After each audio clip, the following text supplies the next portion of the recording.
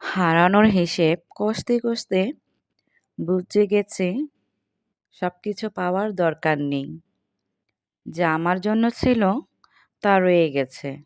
আর যা হারিয়েছে হয়তো ছিলই না আমার। জীবন তার মতন করে সাজিয়েছে আমাকে। দাগগুলো সাক্ষী। আমি বেঁচে ছিলাম, অপূর্ণতাগুলো আমার গল্প। আর আমি সেই গল্পের একমাত্র নায়িকা। আমি যথেষ্ট। যেমন আছি ঠিক তেমনই থাকবো। আসসালামু আলাইকুম। নাহার মির্জা ব্লগ থেকে আপনাদের স্বাগতম। সবাই কেমন আছেন? আশা করছি আল্লাহর রহমতে সুস্থ আছেন, ভালো আছেন। আলহামদুলিল্লাহ আমরাও ভালো আছি। আরও একটি নতুন ভিডিও দেখার জন্য আপনাদের সবাইকে আমন্ত্রণ জানাচ্ছি। আশা করছি আমার আজকের ভিডিওটি আপনাদের খুব ভালো লাগবে। আপনারা যারা এখন আমার ভিডিওটা দেখছেন, প্লিজ আমার ভিডিওতে একটি লাইক করে দিবেন। আপনাদের একটা লাইক আমার ভিডিওকে অনেকের কাছে পৌঁছে দিতে সাহায্য করবে। আর খুব বেশি ভালো লেগে থাকলে তাহলে আমার চ্যানেলটিকে সাবস্ক্রাইব করে দিবেন। সাবস্ক্রাইব করে পাশে থাকা অল বাটন অপশনটিকে প্রেস করে দিবেন। যাতে করে আমি কোনো ভিডিও ছাড়লে সাথে সাথে আপনাদের কাছে নোটিফিকেশন চলে যায়। আর যারা অলরেডি করে দিয়েছেন সবাইকে অসংখ্য অসংখ্য ধন্যবাদ। প্রথমেই ভিডিও রিলেটিভে কিছু কথা বলে নিই। এই তো ১ম যে চাদরগুলো বিছিয়েছিলাম, সেই চাদরগুলো দেখেছেন অবশ্যই। বাসায় যখন নিয়ে আসছি, তখন দেখি আমার এর আগেরও একটি চাদর কিনেছিলাম, সেই চাদরটার মতনই। তবে কালারটা একটু চেঞ্জ। আর এইটা হলো উম যেমন মাস্টার কালার আর আগেরটা ছিল উম রোজ গোল্ডের ভিতরে সুন্দর একটা কালার ছিল। তো মাশাআল্লাহ অনেকদিন ব্যবহার করেছি, চাদরগুলি অনেক ভালো। তো এবার নিয়ে আসছি যে একই ইসের, তো সেই চাদরটা বিছিয়েছি। তো ১ম চাদরটা জানি না মনটা কিরকম লাগতেছে যেহেতু এর আগে ব্যবহার করেছি। আর ২য় চাদর যেটা বেগুনি কালার, এই চাদরটার কালারটাও আমার কাছে খুব ভালো লেগেছে, সেটাও নিয়ে এসছি। তো দেখি কি অবস্থা, কি করা যায় অবশেষে আবারও চিন্তাভাবনা করি। আর এর ভিতরে আরেকটু কিছু বলি যে আমি এক ভিডিওতে দেখেছি এক ভাইয়া রান্না করেছে যে আলুর ঘাটি। আমি কখনো এটা টেস্ট করিনি। তবে আজকে আপনাদের সেই ভিডিওটা আপনাদের সাথে শেয়ার করছি। এই তো এখানে ফার্স্ট টাইম আগে আলু সিদ্ধ করে নিয়েছিলাম। তারপরে এখানে মানে টমেটো কুচি করে কেটে দিয়েছি। আর এখানে যা, যা মসলা লাগে আদা, রসুন পেস্ট, তারপর মানে সবকিছু মিলিয়ে তেল ব্যতীত সবকিছুই আরকি যা লাগে দিয়েছি। আর ওইটার ভিতর দেখেছি পেঁয়াজ দেয়নি, কিন্তু আমি এটা পেঁয়াজ দিয়েছি। আর এখন সেটা সিদ্ধ করে নিচ্ছি সফট করে। দেখি ভালো করে সিদ্ধ হলে হয়তো এটা ঘুটন দিলে একদম পিউরিটা ভালো হবে এইজন্য। আর এই তো এখানে কথা বলতে, বলতে কিছু উস্তা কেটে নেই। কারণ আমাদের এখানে আমার বাচ্চারা আবার উস্তা ভাজিটা একটু কম খায়। কিন্তু তারপরে যে ৪ পিস নিয়েছি তারপরও বেশি হয়ে যাবে। কারণ আর সাথে কিছু আলু দিব যাতে তিতাটা একটু কম লাগে। এই তো কেটে নিচ্ছি। চেয়েছিলাম বাড়িতে চলে যেতে। কিন্তু কপাল আর এক হয় না। তো বাড়িঘর যদি না থাকি অবশ্যই বাড়িঘরের অবস্থা অনেক খারাপ হয়ে যায়। তো এখন মানে অনেক চিন্তা ভাবনা করেছি যে দেশে চলে যাব। তবে কোনো এক ব্যক্তিগত কারণে দেশে যাওয়া হচ্ছে না। আর দেশে না গেলে হয়তো বাড়িঘরগুলো নষ্ট হয়ে যাচ্ছে। নিজের বাড়ি, নিজের ঘর কিছুই ঠিক থাকে না। সবকিছু এলোমেলো হয়ে যায়, নষ্ট হয়ে যায়। কারণ নিজের মতন করে পৃথিবীর কেউ নিজের জিনিসটা ভালো করে দেখবে না।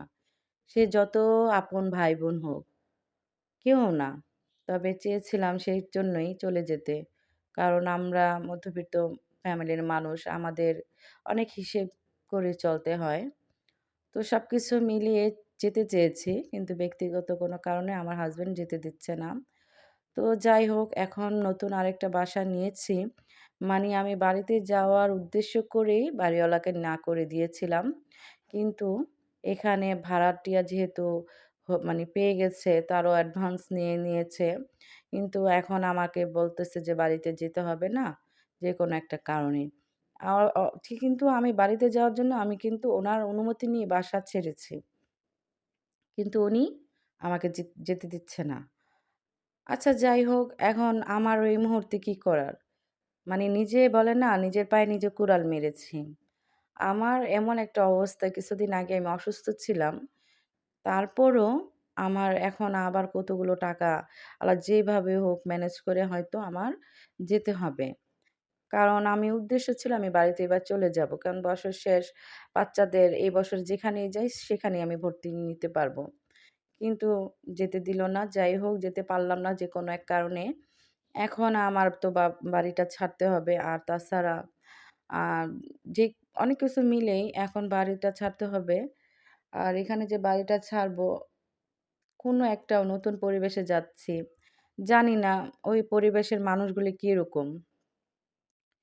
ওই পরিবেশের মানুষগুলি কিরকম, তাদের মন মানসিকতা বা যাই হোক, যতই ফ্ল্যাটে থাকি না কেন, যতই মানে নিজের থাকি না কেন, তারপরও মানুষ, পরিবেশ, পরিস্থিতি, মানুষগুলো যদি ভালো হয় তাহলে দেখবেন ওই মানুষগুলো ওইখানে থেকে তৃপ্ততা, শান্তি সবকিছু মিলিয়ে ভালো থাকতে পারে। আর যদি একটা পরিবেশের ভিতরে একটা মানে মানে খারাপ লোক পড়ে যায় বা ভালো না বা বাড়িওয়ালা ভালো না, তাহলে কিন্তু একজন ভাড়াটিয়া ওইখানে থেকে কখনোই সম্ভব না ভালো থাকার। তো আল্লাহ তাআলার কাছে একটু বলতেছি যে, "আল্লাহ তুমি যেখানেই নাও ভালোভাবে রেখো, ভালো পরিবেশে রেখো। বাচ্চাদের নিয়ে যেন একটু থাকতে পারি যতদিন না পর্যন্ত বাড়িতে যাচ্ছি।" আর মেয়েটা যেহেতু বড় হয়ে গেছে, অবশ্যই তাদের একটা ভালো পরিবেশের প্রয়োজন আছে। সবকিছু মিলিয়েই। এখন যে বাড়িতে যাচ্ছি জানি না ওইখানকার পরিবেশ কিরকম? সেটা নিয়ে অনেক টেনশন করতেছি। খুবই খারাপ লাগতেছে। আর এখানেও থাকাটা আর পসিবল না। আমাদের এখানকার সব ভাড়াটিয়ারা বলতেছে, "ভাবি আপনি যাবেন না।" খুবই রিকোয়েস্ট করতেছে। সারাক্ষণই আমাকে আরকি যখনই দেখা হয় তখনই হয়তো বলে, "তুমি কেন চলে যাচ্ছ?" কিন্তু আমি তো অনেক কিছু তাদের সাথে শেয়ার করতে পারি না। যাই হোক, এখন যাইতেছি যেহেতু যেতেই হবে। অন্যের বাড়িঘর, এগুলি কিছুই না। আপন মানুষই যখন কিছু না, আর পর তো পরই। তাদের কাছে আর কি আশা করা যায়? হ্যাঁ, তারা আমাকে অনেক ভালোবেসেছে যেহেতু ৪ টা বছর এ বাড়িতে ছিলাম। এই মানুষগুলোর অনেক কিছু মানুষ আছে তাদের ভালোবাসাকে হয়তো ভুলতে পারবো না। আর এই মানুষগুলোর কিছু, কিছু স্মৃতি হয়তো নিয়ে যাবো কিন্তু ভুলতে পারবো না। আল্লাহ তাআলা তাদের সবাইকে যেন ভালো রাখে। মানে সত্যিই খুব খারাপ লাগতেছে ই কিছু, কিছু মানুষ ছেড়ে যেতে। কারণ হয়তো আমার নিজের আপন মানুষরা হয়তো এত করে না। আমার সুবিধা অসুবিধা তারা অনেক দেখছে। আমি যখন অসুস্থ হয়ে গেছি, তারাও আমাকে অনেক মানে যেভাবে সান্ত্বনা দিছে বা আমি আমার নিজের মানুষদের কাছে হয়তো এই জিনিসগুলি পাইনি। কিন্তু সত্যি ছেড়ে যেতে হচ্ছে। যাই হোক, হয়তো বলতে গিয়ে কিছু ইমোশনাল হয়ে গেছি। আমার ভিডিওটা যারা দেখছেন, তারাও আমার জন্য দোয়া করবেন যেন যেখানেই থাকি না কেন আল্লাহ তাআলা যেন আমাদেরকে সবাইকে ভালো রাখে, সুস্থ রাখে। তো এখানে আর এই বাড়িটা ছাড়ার আরেকটা কারণ আছে যে, এই বাড়িওয়ালাটা একটু ভালো না। যেহেতু আমার একটা ছেলে একটু প্রবলেম আছে, আলহামদুলিল্লাহ ওকে ডাক্তার দেখাচ্ছি। ডাক্তার দেখাই ওষুধ যখন চলে তখন ভালোই থাকে। আর যখন ওষুধ মেডিসিন ছেড়ে দেই তখন একটু আবার জিদ কাজ করে, প্রচুর জিদ করে। একটুও বোঝে না, বোঝার চেষ্টাও করে না। খুব মানে অশান্তি করে। এখন ওষুধ মেডিসিন যতক্ষণ চলতেছে আলহামদুলিল্লাহ ভালোই থাকে। যখন যা বলি তখন কথা শুনে।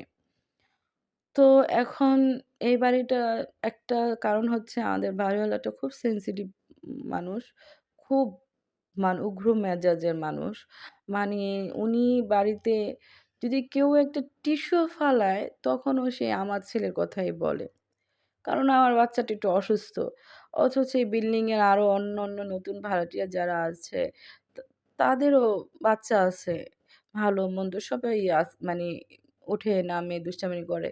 মানে কিছুই না, আমার ছেলেটার চোখে একটু বেশি পড়ে। তারপর দেখে যে অনেক সময় আমি ঘরে আটকিয়ে রাখি, তখন ও না বিচার নিয়ে আসে। যে কি?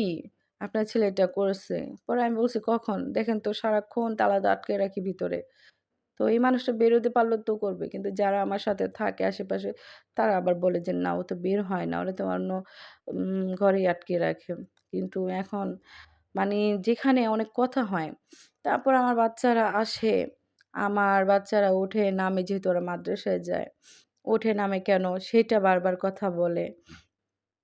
তারপর আমার ফ্যামিলিতে বাড়িতে এত লোকজন আসে কেন? আমার বোন আছে, বোনেরা আছে, আমার মা-বাবা আছে, আমার ফ্যামিলি আসবেই। কিন্তু আমার বলতে না, অনেকের সাথেই সমস্যাগুলি হয়। কিন্তু এখন দেখতেছি যে এত প্রবলেম নিয়ে একটা বাসায় থাকা যায় না। আর যেহেতু ছেড়েই দিয়েছি, থাকতাম বাড়ির এলাকায় রিকোয়েস্ট করে কিন্তু আমার ইচ্ছা ছিল না। এরজন্য আরকি বাসাটা চেঞ্জ করে ফেললাম দোনোটা মিলিয়েই। এই তো দেখেন ঘরটা গুছিয়েছি। সকালবেলা উঠে নাস্তা করেছি, ঘর গুছিয়েছি। মানে ঘর-দুয়ার ঝাড়ে, মুছে ঘর-দুয়ার একদম গুছিয়ে রেখেছিলাম। কিন্তু আমার এই যে ছেলেটা আবার নষ্ট করে ফেলছে। কতক্ষণ করা যায়? বাচ্চা মানুষ সারাক্ষণ রং তুলি, কাগজ নিয়ে এগুলি সারাক্ষণ কাজ করে। ঘর-টর নষ্ট করে ফেলে। তারপর ঘর থেকে বেরোতে দেই না। এখন এই তো বাড়িতে যেহেতু আমার কিছু জিনিসপত্র আছে কাচের, কিনেছি এখানে এসে বাড়ি থেকে কিছুই নিয়ে আসি নাই। তো এগুলি আরকি গুছানোর জন্য কার্টুন নামাচ্ছি উপরের থেকে। আপনাদের ভাইয়া আরকি নামিয়ে দিচ্ছে। তো এইখানেই তো যে যেখানে আছেন ভালো থাকবেন, সুস্থ থাকবেন। আল্লাহ তাআলা যেন আপনাদের সবাইকে ভালো রাখে, সুস্থ রাখে এই কামনা করছি। তো এখানেই বিদায় নিচ্ছি। আসসালামু আলাইকুম। আল্লাহ হাফেজ।